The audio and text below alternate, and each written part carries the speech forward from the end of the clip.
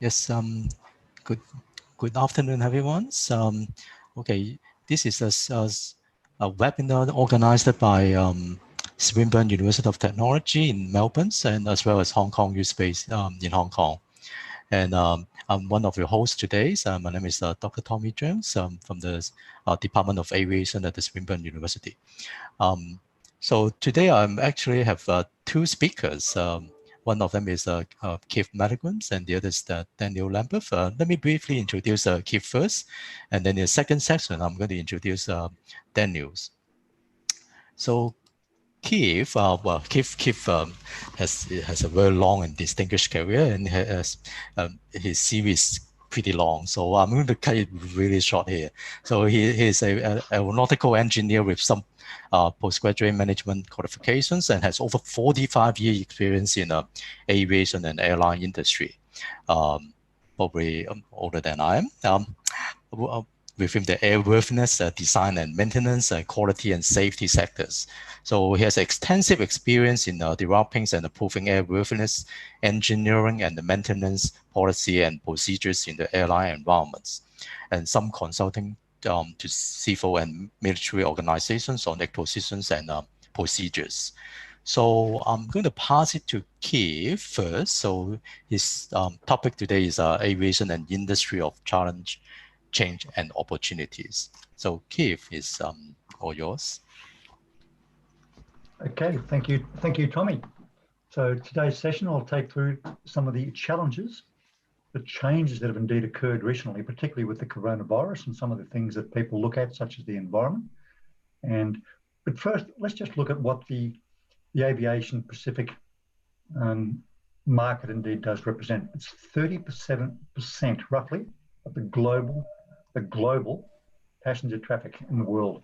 When you consider even the places like Europe, only 26%, the Middle East, 4%, North America, that's Canada and the USA, only represents 23% of the total market as such. So you can imagine that the growth is still coming very much in this Asia Pacific type area. So let's just move on with that. So the global industry, it is a global industry, aviation. There's no question about that. Commercial aviation, it's highly regulated, and the United Nations predicts that by 2050, which is only 30 years away, 2/3 of the world's population will actually live in cities. So urbanisation indeed has hit us all very much. The estimated demand for air transport, and this is looking back last year's predictions, not this year because of the virus, but last year they predicted an increase of about 4.3% per year over the next 20 years. We know that that has now changed. The figures again, last year in the prediction, that there were 4.5 billion passengers that were carried last year. 46.8 billion scheduled flights. So it's a lot of flights across the globe as such. And 8.68 trillion passenger kilometres. The passenger kilometre is really for each passenger on the aircraft on how much the aircraft actually does fly. So the figures can be very quickly become quite astronomical. There's actually nearly 1,500 commercial airlines in the world. There's nearly 4,000, we're going towards 4,000 airports, of which really there's only about 37,500 airports which have commercial scheduled flights at the moment. But the world is indeed opening, so I'd expect to even see that figure rising in the near future. There's over 48,000 routes served globally, and 21,000 of those are unique city pairs that are being served. So 50% of the international tourists travel by air. And in the Asia Pacific area, maybe that's one of the reasons why it is so large, because we have a lot of ocean in that space too. So that's one of the figures, but again, that's a global figure. Every day, 12.5 million passengers indeed are flown. And the aircraft have been pretty full of late, or were last year, 82% load factors of the aircraft. Aviation economics, it's very powerful on the economy, society, and the environment. All of those figures contribute significantly to what the industry is about. So if you've got to consider, if aviation was a country itself, it would be in the top 20 largest economies of the world, just to show how large the aviation industry really is. Air transport is a key economic, social, and environmental player, and it's sensitive very, very sensitive to global impact.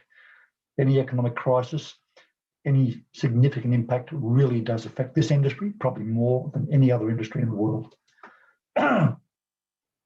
Airlines can carry more than 4 billion passengers and 62 million tonnes of freight each year. And that supports over 18 million direct jobs. That's whether it's in maintenance and design, certification for the aircraft, authorities, the airlines, and there's pilots and cabin crew. Again, air traffic controllers, airports, baggage and freight handlers. But there's also a huge contingency which is operating in the tourist industry, the restaurants that sort of focus and live off the powers of the aviation industry.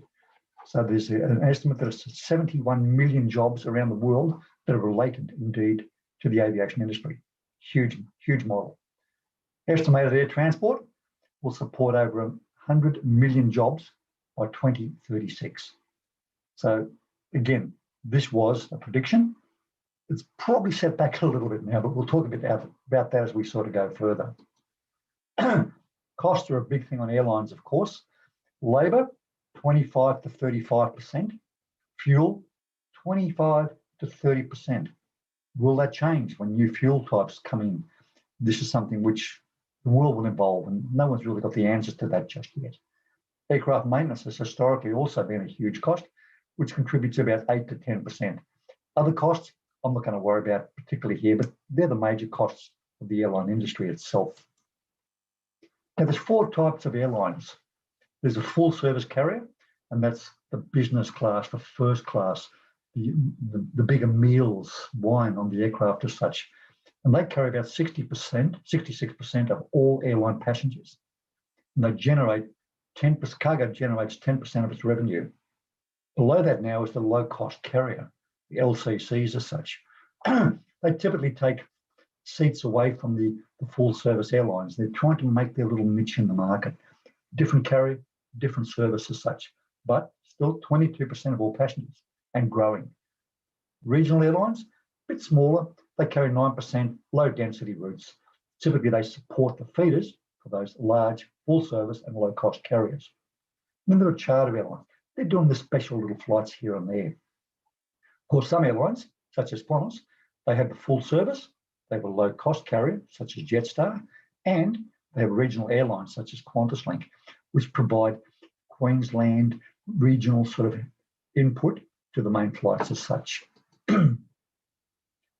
Let's look at some of the politics and the deregulation, of course. Being a global industry, there is, of course, so much regulation. There needs to be the global cooperation, integration, similar processes which indeed cover. Now, if you consider there's about 193 countries in the world, when the International Civil Aviation Organization was established in 1944, it's pulled together into a much greater consistency a lot of the airlines. And 190 airlines, in fact, are have an agreement with the International Civil Aviation Organization. And that's countries. So in Hong Kong, it's a Hong Kong CAD. In Australia, it's the CASA, Civil Aviation Safety Department. America, the FAA itself. Now, the International Air Transport Association is more of an affiliation, excuse me, of airlines themselves. And that covers 290 of the leading airlines in 120 countries. And that carries 82% of the traffic. So you can see that provides a lot of support to airlines to help them establish what they indeed are doing with respect to cargo, dangerous goods, all those sort of things come into that world. In 1978, the Americans actually deregulated the airline industry, and that created a huge surge in new airlines coming into the business. Unfortunately, a lot weren't really prepared.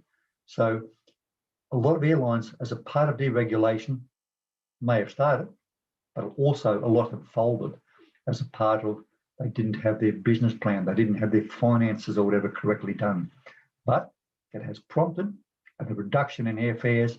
It has prompted and facilitated a huge increase in passenger numbers. And we'll look at those in a moment.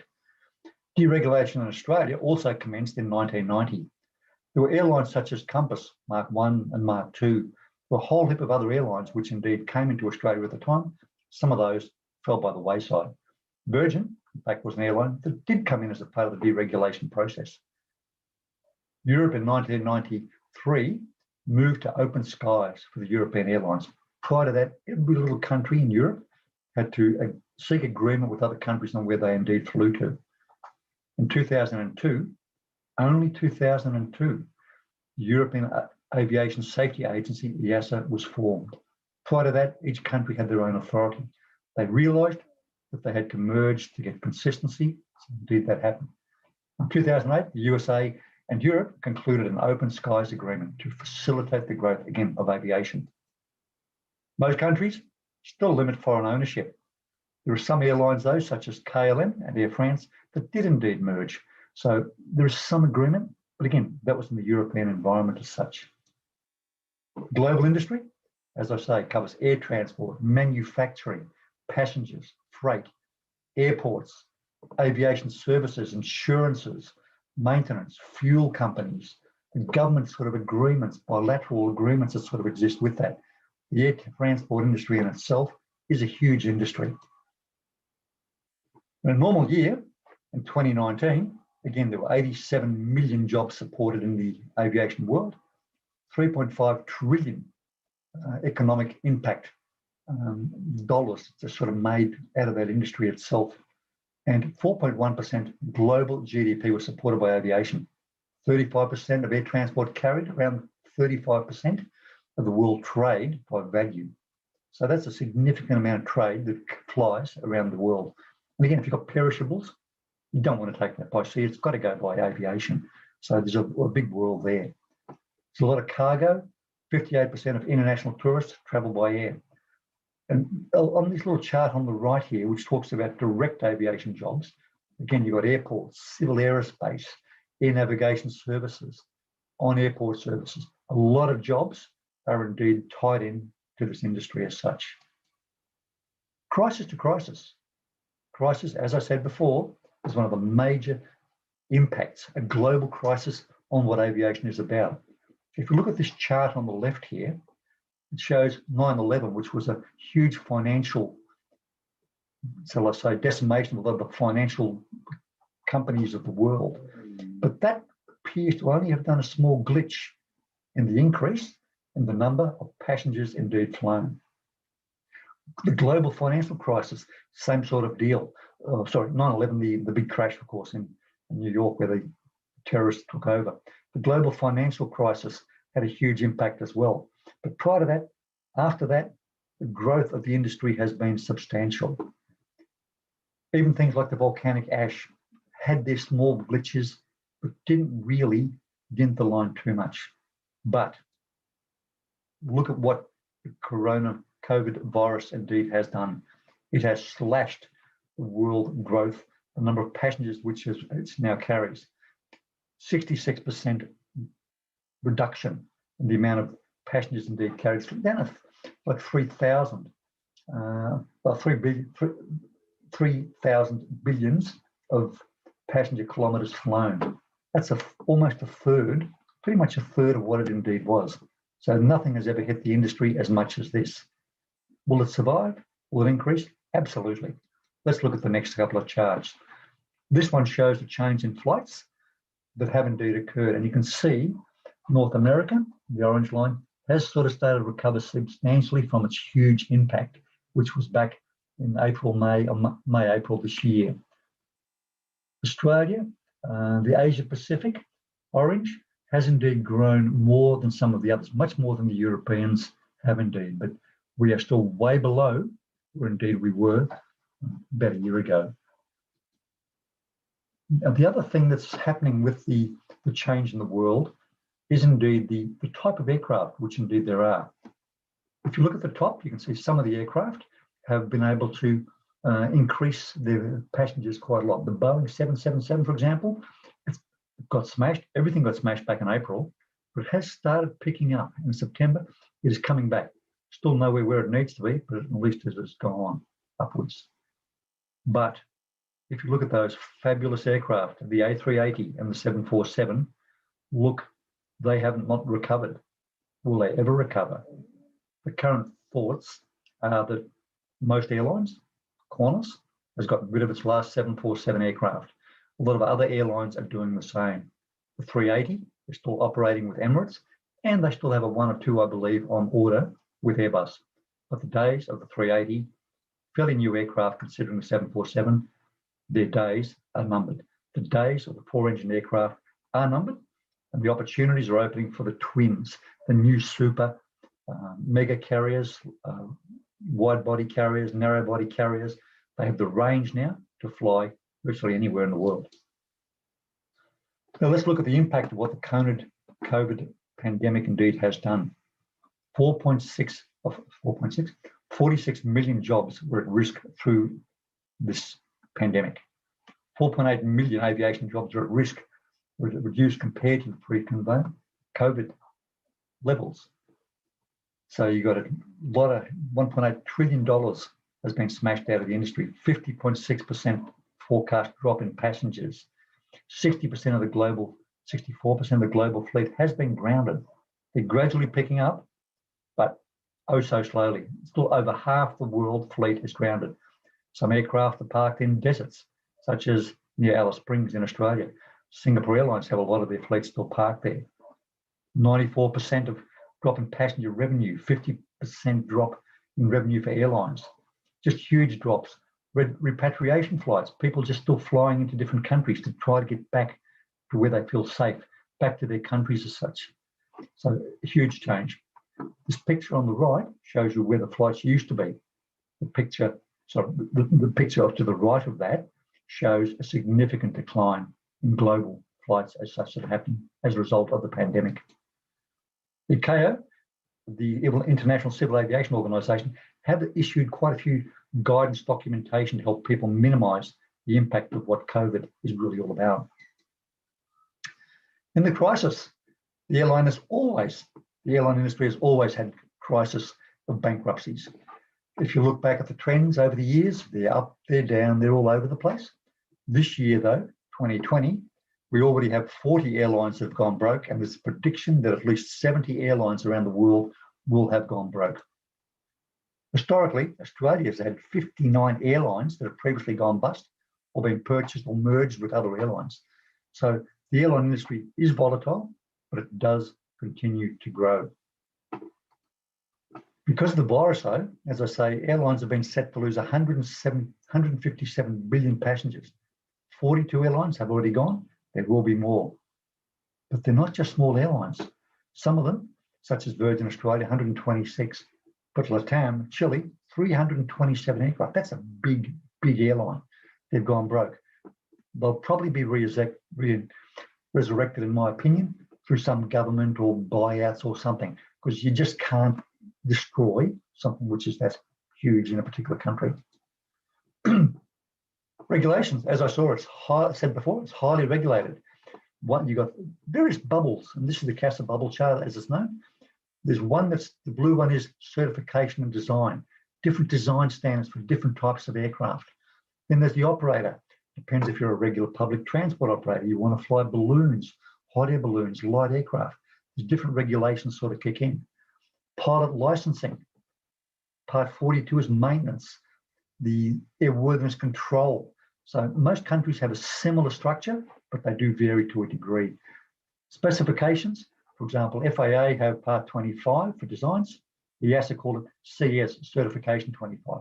They're all the same sort of bubbles. Now, the environment itself, of course, is something which has a significant change to it. So aviation greenhouse gas emissions, they're substantial. We all know that. Let's have a look at the figures on the left first. If aviation was a country, it'd be the 6th in global emissions between Japan and Germany. So there's a lot of global emissions that occur because of the industry. In 2019, aviation accounted for 2% of all carbon dioxide emissions from 370 billion litres of fuel. So it's a devastating effect, producing 914 million tonnes of carbon dioxide in the air. Left unchecked, not a good story. Since then, though, back in 2011, the sustainable aviation fuels concept started kicking in. And there have already been 270,000 flights using it with a mix of traditional fuels to sort of get over that hump. to introduce this new technology. It's chemically very similar to the current fuel, but doesn't have those emissions. So it's got a huge advantage in the aviation coming forwards. This chart on the right here shows what would have happened since 1990 if we had kept and not used that reduction, not introduced those sustainable fuels. We would have been very, very bad. Since then, we've had technology, and this blue part has had a big reduction. And also with gradual introduction of the radical new technologies, such as that sustainable fuels, look at where it's coming. There are certain predictions on what will happen with the use of carbon emissions through the aviation industry. And it's getting there, slowly, not fast enough, but it's getting there. So carbon offsetting, again, very quickly, you can see how it would have gone up. 27% has been technology, 12% has been operations and infrastructure, getting rid of flying around, just the airports themselves. There's been a huge reduction in that. But through these safe fuels, that's where the opportunities really do lie. The KO indeed have this Corsica, which has a scheme to reduce emissions, and they're actually putting those things into place. And they're now representing 119 countries. That's out of 193 countries, representing 97% of the traffic. So aviation is eliminating a lot of fuel burns, helping the economy, helping the environment as such. Environment and carbon emissions, we'll go very quickly through this. In the 10 years since 2009, airlines have spent over $1 trillion on more efficient aircraft. And when we look at the improvements that have been made since the 50s, there's been an 82% drop in the aircraft fuel per passenger seat. So there's been a huge advantage already made there. Operational efficiency, again, a huge increase. And this is only since 1990, there's been a 54% lower carbon emissions per passenger kilometre than what there were. Challenges, innovation technology. Airbus have actually committed to making the first sustainable fuel aircraft, carbon-free aircraft before 2035. There's different design concepts which they've got in place, but they should all. It's that challenge which is occurring. Hopefully Boeing will match that too, but I haven't actually heard where they're going with that. The challenges, further research and investigation, significant investment by governments and industry, safety. Of course, it has to be safe, particularly for some of those ultra-long flights that occur now. There are indeed electrical little aircraft that some people have now flying 10, 20 people, very short distances, but the technology is not expected to be able to go to the large, wide-body, global, international, long-range type aircraft. Too long to charge the aircraft up, too much weight for the batteries. So carbon, the hydrogen is expected to be a far more efficient method to go forward. Airports, again, there's around 2,000 airports used by commercial airlines, and they're doing a huge impact at the moment. Airports, British Heathrow, even Melbourne Airport, they're Amsterdam, Lufthansa, Frankfurt, they're all really trying to reduce their carbon emissions and trying to get that done by new cars, new vehicles, trying to get that huge saving in emissions as such. The largest airport in the world employs 55,000 people, serving 250,000 passengers a day. Aeronautical services, all the different services which are done. Aviation support, these are all done at airports as such. Many large airports strive to become carbon-free, emission-free by 2050. And as I say, they've made huge ingrounds into that. Heathrow, Schiphol, Melbourne. And it's all through better flight paths, making sure the aircraft can come in quicker and more efficiently, instead of flying around, waiting, burning fuel.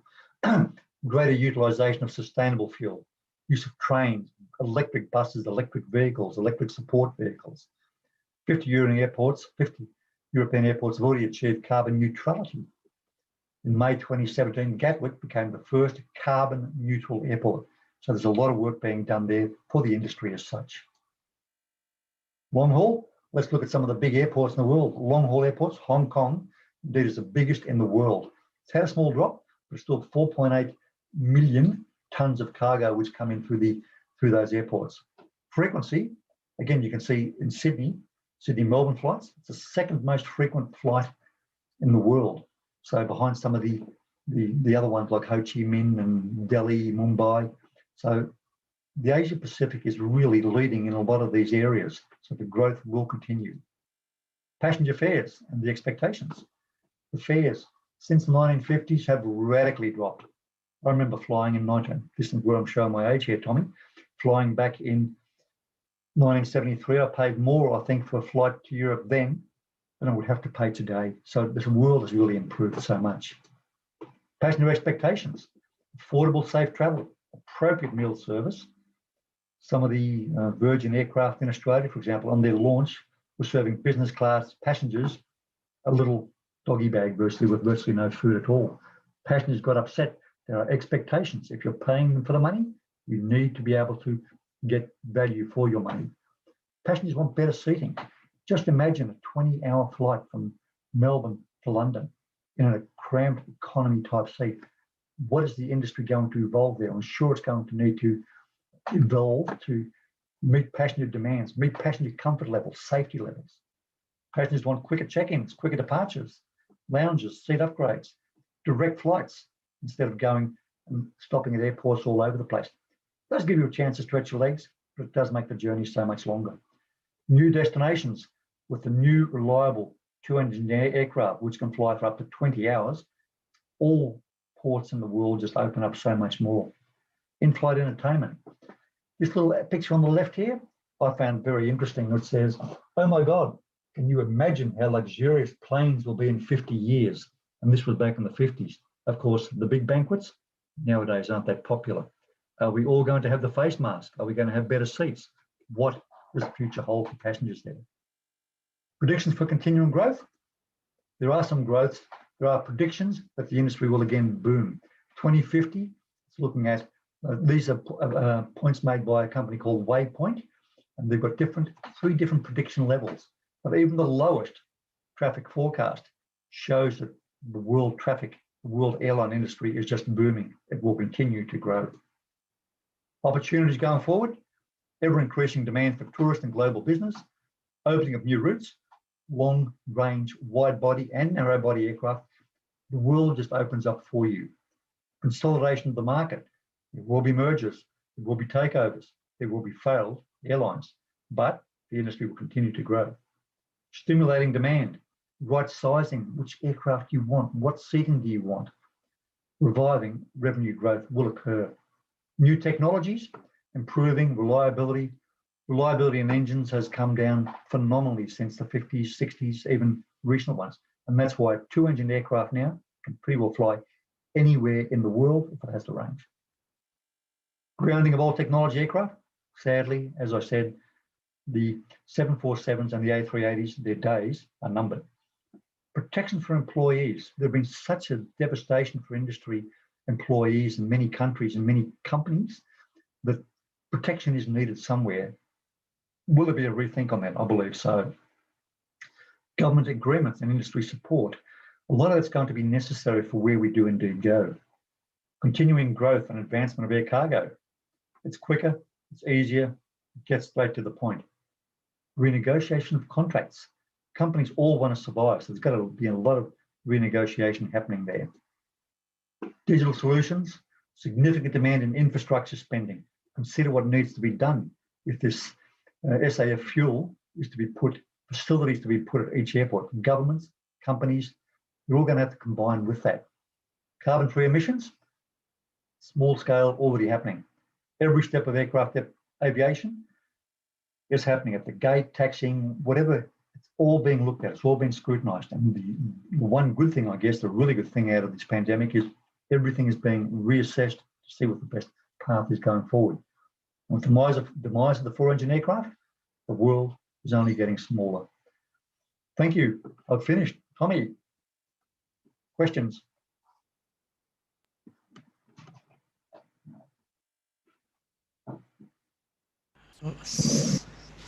Hi, thank you. Thank you for the presentations, Keith. You may open the questions later in the last 15 minutes after Daniel's presentations. So if you have any question, please send it to the YouTube's chat. We'll sort of answer each one of them latest in the last 15 or 20 minutes. of these sessions. So let me introduce the second speaker, Daniel Lambeth.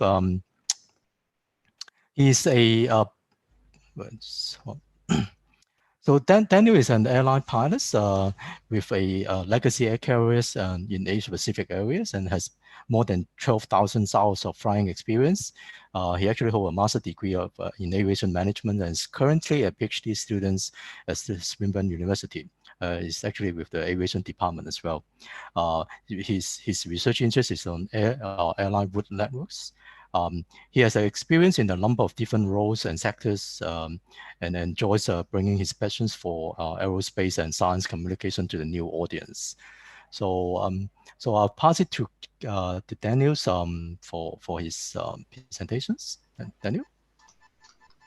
Thank you for the introduction, Tommy, and coming after Keith's fantastic talk there, giving us a really good idea about what's happening in aviation. And I'm just going to share my screen when I get the opportunity. And I'm going to talk about something just a little bit different today. It's going to be about my personal lessons in aviation safety and understanding the management of risk. So this is a talk about my process going through becoming an airline pilot in aviation and understanding what's required to keep safe. Keith, I think you've just got your screen shared there. If I can get you to stop sharing, I'll be able to share mine. There we go.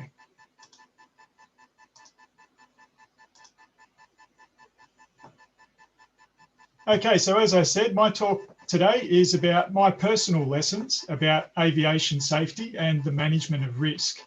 And I'm going to break it into 4 different areas. So through my aviation career, I've been lucky to take part in 4 different sectors. The first of those was general aviation, and it's what I refer to as the era of survival. My first job as a pilot was in general aviation, and I was an instructor. I used to fly a small aircraft like this. This is called a grad, and it's a propeller-driven aircraft. It has a fixed undercarriage and just the 2 seats. Just enough for 1 pilot and 1 student. But it was a really nice little aeroplane to fly. Now, because I'm a pilot, I like to look at the cockpit of the aeroplane. So I'm going to show you a picture of that. And here we go. And it might look a little old and a bit archaic now because it doesn't have any of the screens and the modern technology that we tend to see on new aircraft these days. But actually, it was a really nice aeroplane to fly, and it was good for teaching the principles of flight, how to use an altimeter, how to do an instrument scan, how to read the airspeed indicator and the attitude indicator. So it was a bit unfortunate though, during my time in general aviation, I witnessed a number of accidents and incidents. And on some of those occasions, we had student pilots. On some of those occasions, we had experienced pilots. But I quickly learnt that I needed to have certain skills to avoid things like this.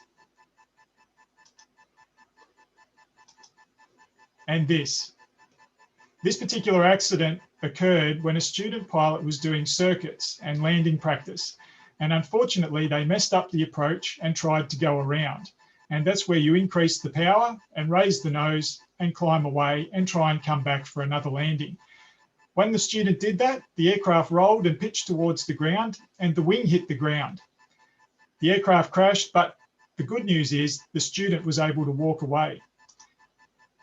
But, you know, the circuit is a busy place, and the circuit is that area that we refer to around the airport.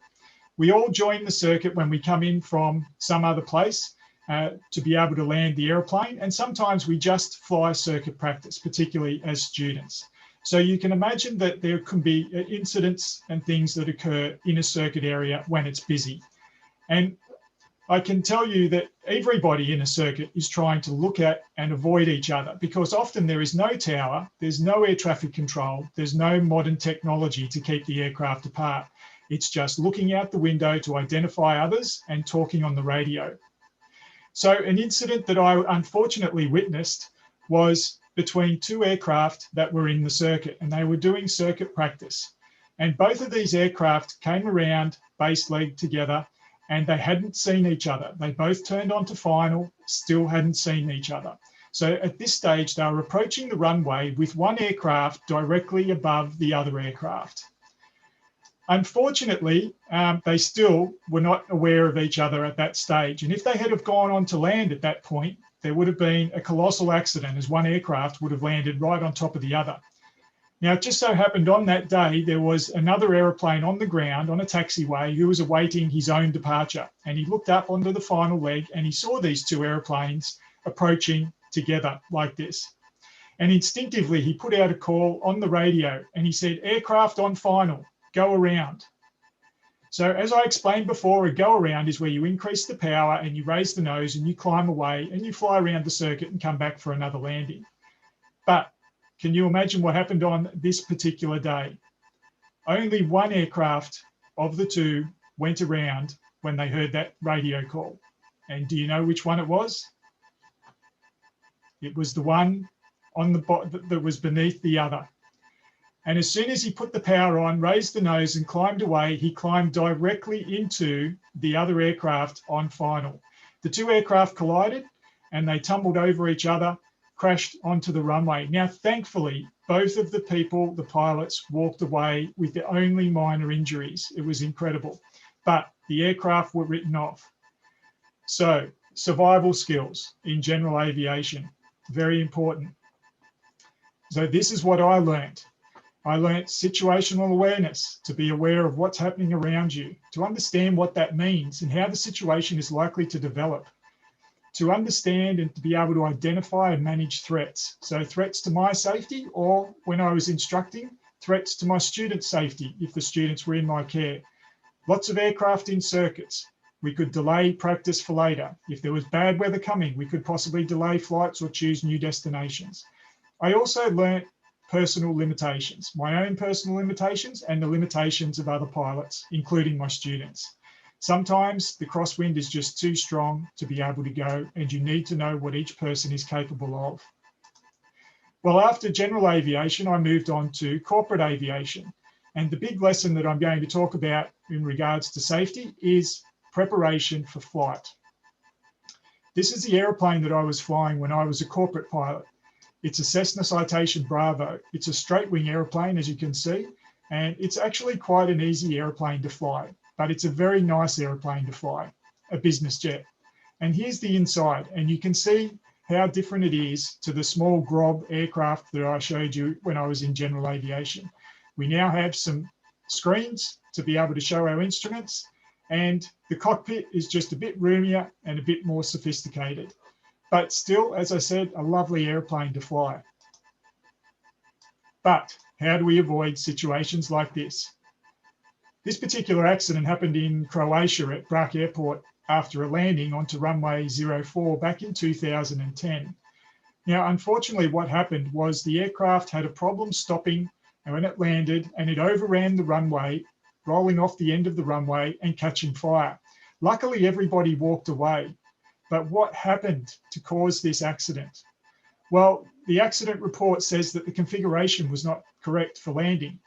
And so it touched down late on the runway and too fast. So when I say configuration, in this case, we're talking about flap setting. How do we prevent an accident like this? Well, we have charts like these in the airplane. And they tell us, this particular chart tells us how much distance we require to land the aircraft.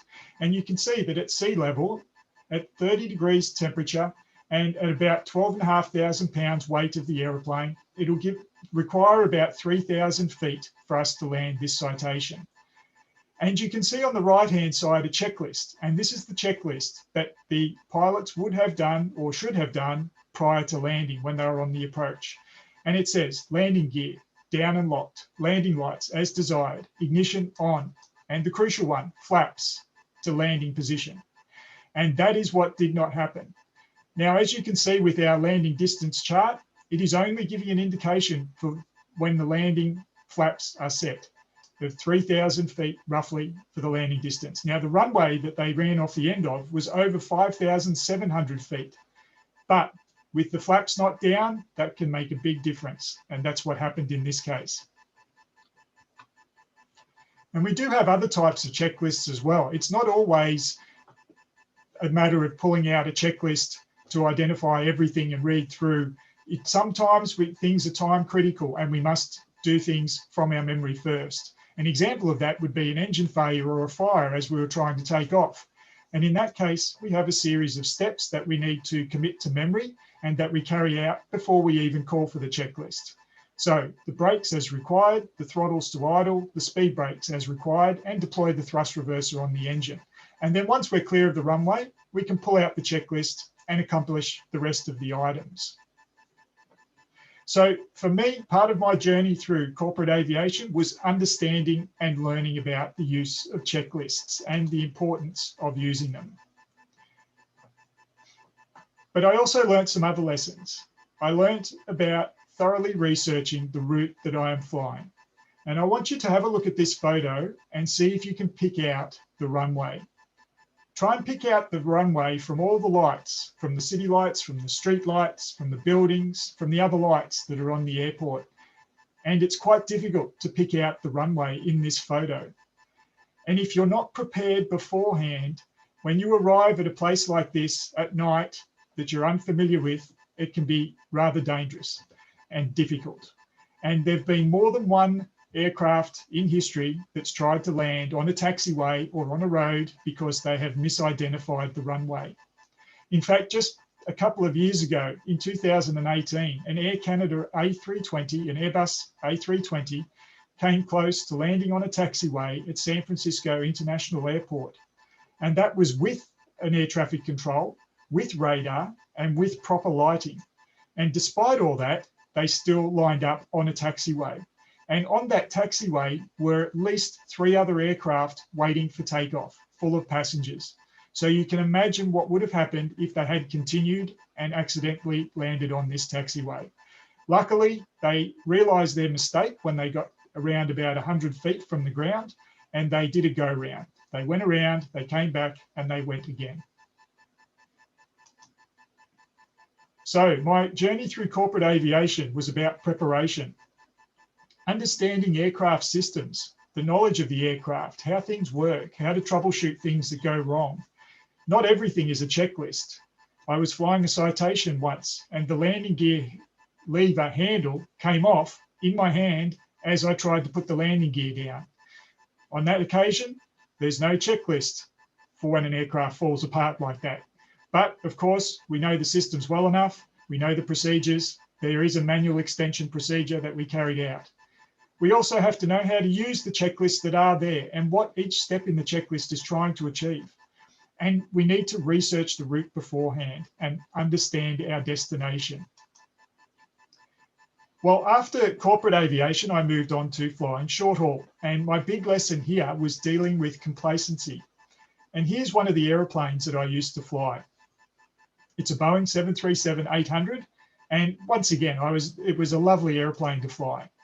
Here's the obligatory interior shot of the cockpit, and you can see that we're getting more sophisticated, more buttons, more dials, a lot of information here presented to the pilot. So there is a lot to learn and a lot to understand, and you need to keep your wits about you when you're flying these aeroplanes. Now, being domestic and short haul flying, we worked quite hard. There was a lot of this, and there was a lot of that. Even more of these takeoffs and even more landings, and yet more takeoffs and landings. And as you might have guessed, we did a lot of segments every day. We could do 5 or 6 segments in a day. With all these takeoffs and landings, it does become easy to get complacent. And then things like this happen.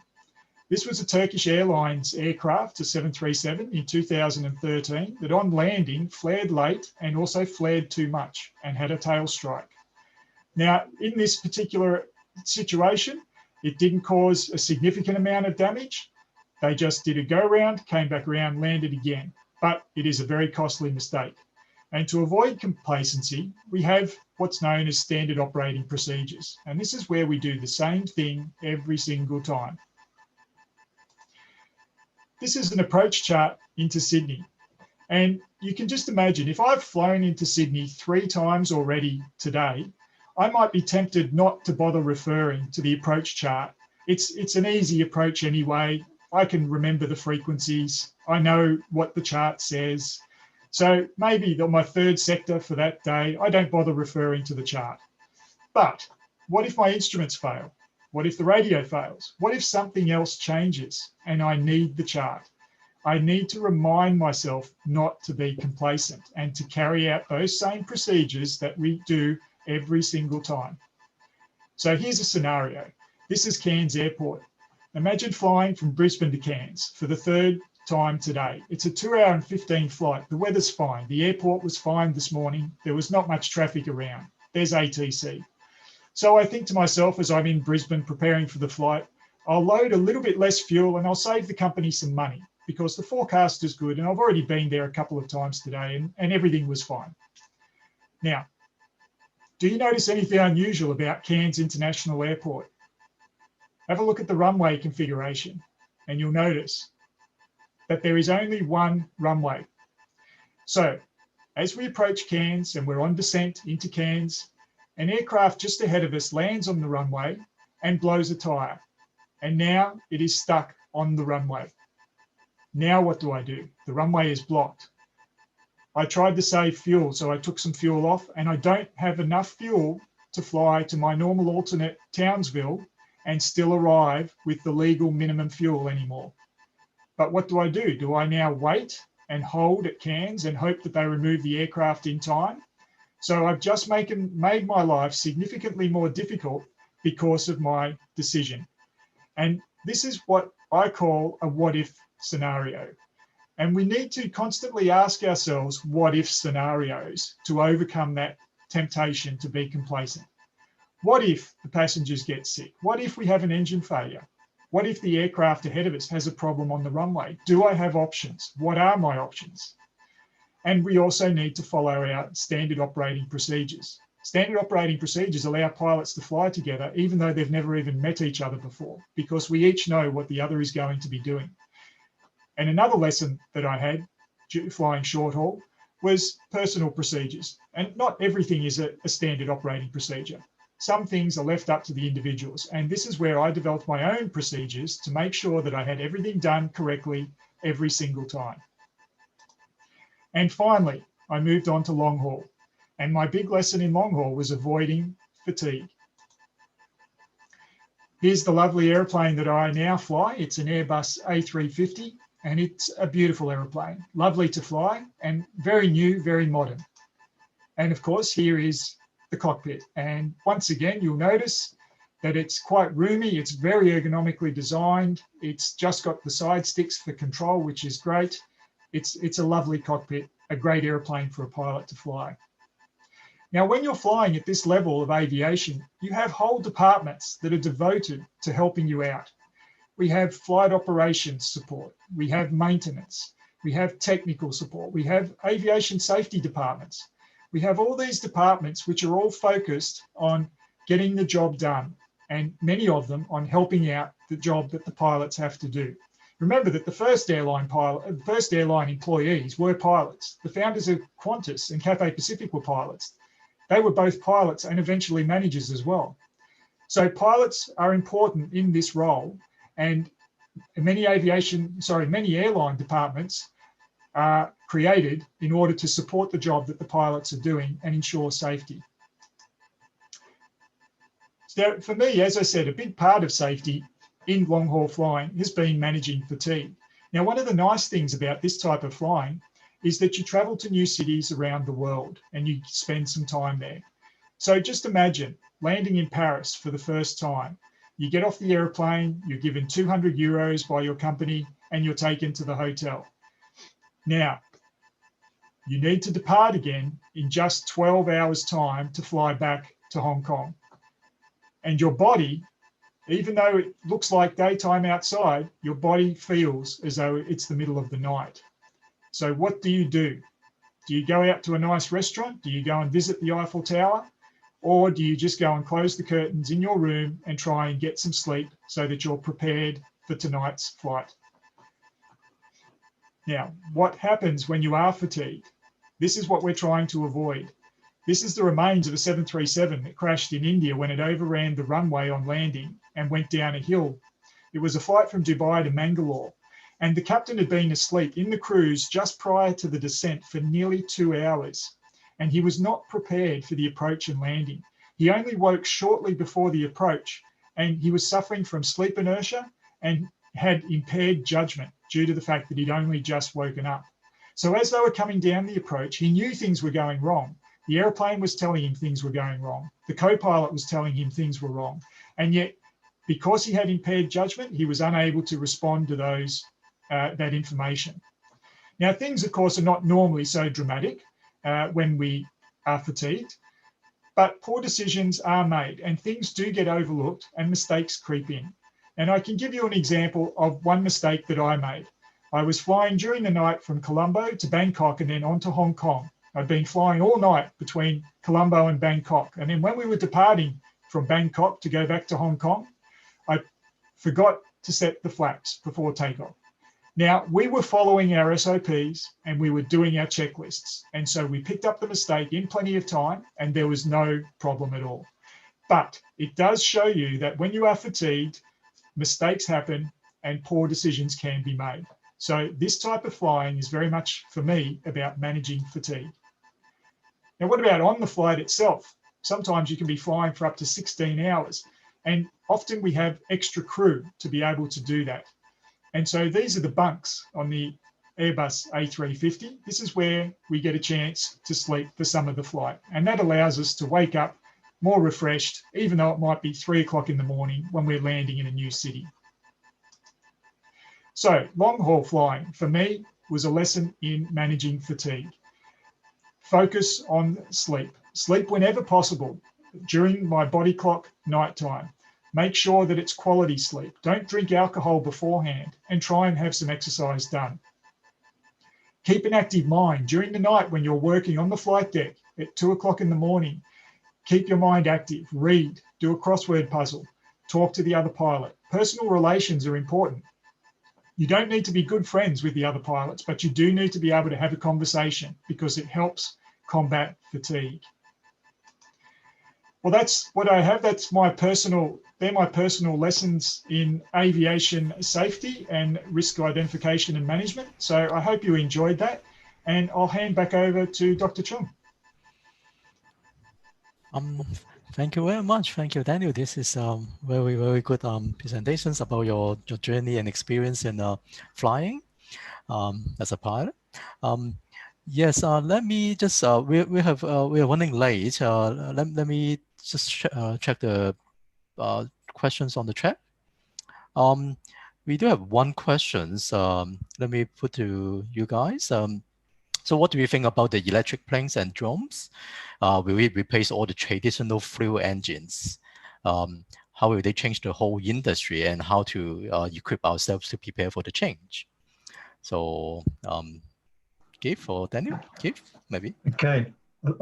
I think there's been quite a bit of debate about is electric the way to go. Electric, of course, has quite a few issues in manufacturing it in the first place. The weight of the batteries are going to be quite excessive, particularly to carry the sort of loads which you're talking about on large aircraft. The charge time, the recharge time for aircraft for long haul flights would be quite astronomical, so it would ground the aircraft for a fairly long time. The electric, there are aircraft already flying, some small aircraft carrying only, let's say 5 or 6 passengers, I believe, which are electric. But again, they're less than an hour flight, very low loads. Daniel, you may know something more about those, but it doesn't appear as though it's going to be the way of the future. And again, who knows if the wings can become complete solar panels, but then if you're flying in clouds or dust, I'm not sure what will happen sort of then. So electricity has a path in the future, but is it the only path? I would suggest definitely not. Daniel. Thanks, Keith. Yeah, you've probably highlighted the main points there. It's obviously a very difficult thing technologically to have electric aircraft, certainly large electric aircraft. So, you know, you can imagine that it's certainly not something that's going to occur in the near future. I wouldn't have thought. And Keith, you probably know more, but I don't think it's on Airbus's or Boeing's immediate future plans at all, is it? Not that I'm aware of. It's more the more small experimental companies that are playing with this particular field at the moment.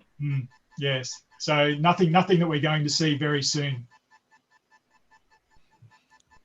Okay. That's another. I think one of the big things with the new fuels, the sustainable aviation fuels, is of course getting the infrastructure there and building the facilities to make that. And the charge of that originally depends on how quick governments, airports, industry can support that, to see how quick the transition can be made to the new fuels. Plus, of course, technological development in its own right. Okay, I don't think we have another question. Let me just ask you guys, so what do you think of a long haul, narrow body flight? I think that's what the industry is talking about. Some of the media in the recent days, they're talking about proposing using a narrow body aircraft for the long haul flight. What do you think of this? Is that going to be the future? I think that it probably will be certainly in the future, but I'm not looking forward to it as a pilot. Look, if we fly it with augmented crew, meaning that if we have at least say 3 or 4 pilots on board and there is an appropriate rest area, then there's no reason why it can't be done the same as from a pilot's point of view, at least the same as we do on a wide body now. But the big thing is going to be that those rest areas are not normally, they're not normally part of a narrow body aircraft. And I from a pilot's point of view, I believe that that's something that's necessary really to make this feasible, because it's going to be very difficult if we're flying, it could be 12 hours, and even 12 hours during the day. People sometimes don't understand that as a pilot, if there are only 2 pilots on board the airplane and you're on a 12-hour flight, you are sitting in the one spot, the one seat for 12 hours, just with toilet breaks. That's it. So you're concentrating for all that period of time. It's not even like being an office worker who might sit at a desk for 12 hours, but you can get up and you can go for breaks, and nothing is untoward is going to happen. So from that point of view, yes, as a pilot, I am not looking forward to that, but I think it's definitely on the horizon. Keith? As I said before, the 20-hour flights, if you do get those, there will, of course, fatigue is the big issue, and every airline has to have its fatigue management program, which demonstrates how it can make sure its pilots do not fall into some sleepiness, I guess, on the flight. Hasn't always worked. In one of your videos, one of your little slides, I think, showed that, where pilots can still get fatigued and not follow the rules that they're meant to. But with the long-haul flights, there will always be that secondary crew, where they said, the current Airbus and 747, they've got a beautiful little sleeping area with couches, a little private room. How's it going to work on the narrower bodies? Not sure. But again, different airlines will come up with different solutions, as will the manufacturers, I'm sure, to ensure that safety is paramount. Okay, Kaya Chan, he would like to ask anything do you want to say to our colleague to encourage or to suggest in the struggle of COVID-19? Go ahead, Keith. Sorry, for me, I think the industry's changed.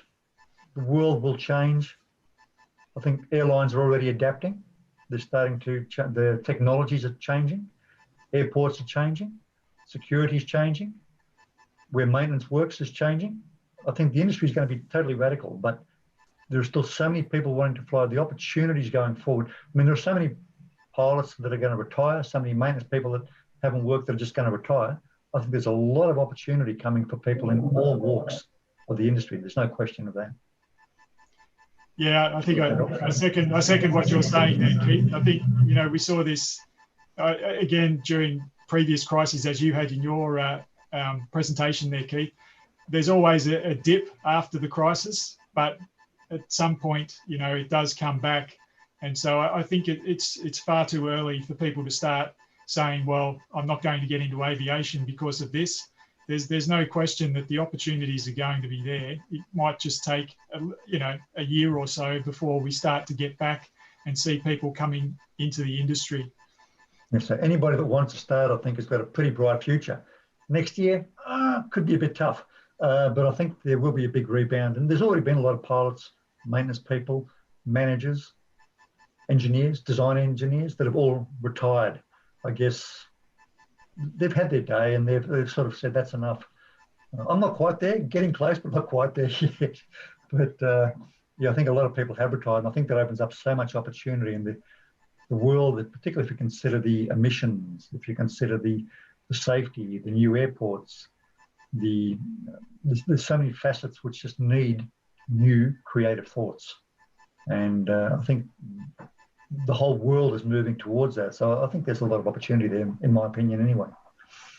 Always has been. Every time there's been a slump, not a plummet, but even a slump, there's been a pickup. So I think that'll continue. Yes, I yes, wanna go I on actually holidays. totally I wanna agree. travel. Yes, absolutely. And I think the whole economy around the world actually depends on the aviations. So yes, so I think we will just end today's presentations since we don't have receive a lot of questions. So and once again I thank you both of you, that Keith and Daniel, for the presentation today, and actually your advice to this audience and the students is very, very good, and particularly sharing your experience over the that you have in the industry over the years.